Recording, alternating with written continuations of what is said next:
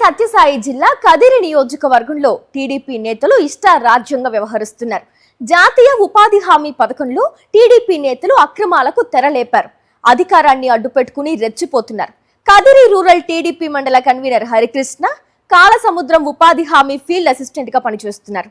టీడీపీలో మండల కన్వీనర్ గా పనిచేస్తున్న హరికృష్ణ ఇలా ఫీల్డ్ అసిస్టెంట్ గా పనిచేయడం ఏంటని పలువురు ప్రశ్నిస్తున్నారు.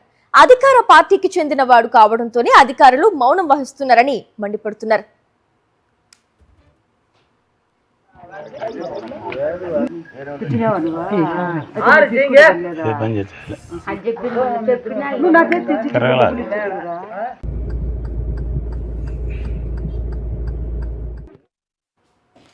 మరోవైపు తనకల్లు మండలం కోర్తికోటలో టీడీపీ నేతలు మంజునాథ్, రమణప్పలు ఉపాధి హామీ కూలీలకు ఫేస్ రికగ్నైజేషన్ చేస్తున్నారు.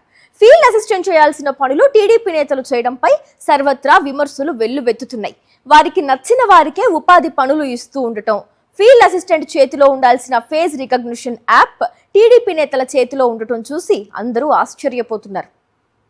అధికారం ఉంది, అడిగేవారెవరు అంటూ ఫీల్డ్ అసిస్టెంట్లు చేయాల్సిన పనులు టీడీపీ నేతలు చేస్తుంటే, మరోవైపు టీడీపీ నేతలే ఫీల్డ్ అసిస్టెంట్లుగా కొనసాగుతున్న పరిస్థితి కదిరి నియోజకవర్గంలో కనిపిస్తోంది.